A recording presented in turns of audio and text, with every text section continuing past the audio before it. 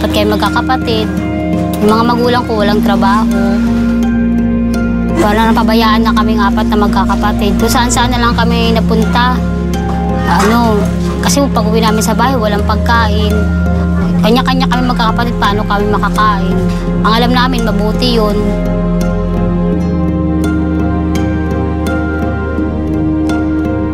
Ang sa Tambakan, napakahirap po ng buhay doon dahil lahat ng basura yung kakalkalin mo yung lalagyan.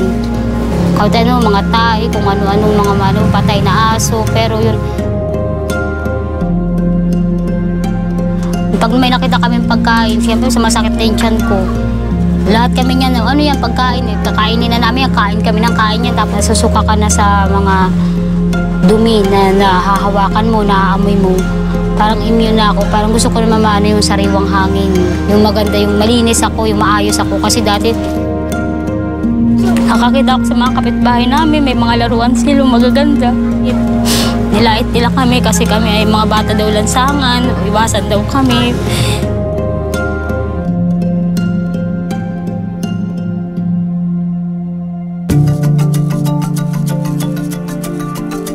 Dito, nung nakarating ako, akala ko hanggang dito na lang din ako. Hanggang Tambakan na lang din ako kasi kaming apat na magkakapatid, puro kami scavenger. Walang kwentang tao ko naman kung habang buhay doon na lang ako. Kaya ang ginawa ko, sikap ako ng sikap, nagtrabaho ako hanggang sa nakakita ako ng isang mauutangan para magsimula. Ito na nga, nagsimula ako, mangutang ako sa TSPI. Nagsimula ako ng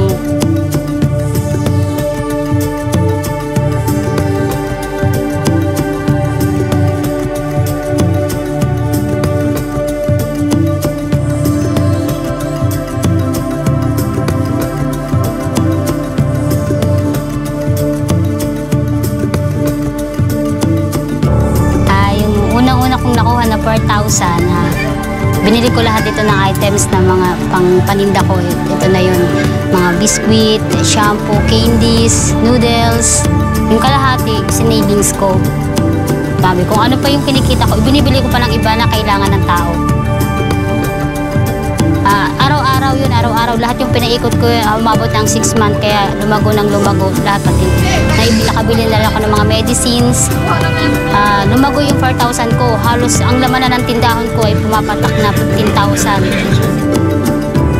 After 6 months, nabayaran ko na rin yung nakuha ko. Nagkaroon pa ako ng ito na ngayon tindahan ko. Kaya pagkagising ko ng maaga, ang saya-saya ko kasi hindi ako makapaniwala na ito na meron na akong sariling negosyo.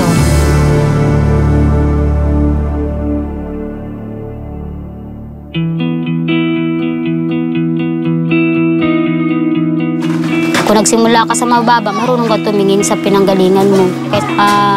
Natuto ako sa buhay ko yung naging matatag ako, malakas ako. Kung ano pa yung mga pagsubok na dumating.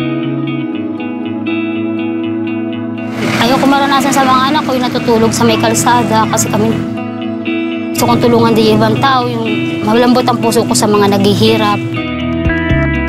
Ang kahirapan, 100 para ka mangarap, magtagumpay ka sa buhay, kahit na ito na yung buhay ko ngayon na dati akong street children.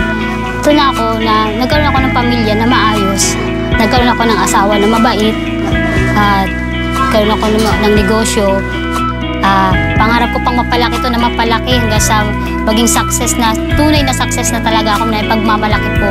At saka yung pangarap ko sa mga anak ko, yun ang pinag-iipunan ko, yung makatapos sila ng pag-aaral kasi matatalino yung mga anak ko. Yun, gusto ko sila matulungan na makatapos sa pag-aaral. At yung mga bata dyan sa lansangan, yung mga street children, pag nakikita ko yan sila, tinatawag ko yan sila, binibigyan ko yan sila ng pagkain, pinapainom ko ng tubig kasi nakikita ko yung sarili ko sa kanila.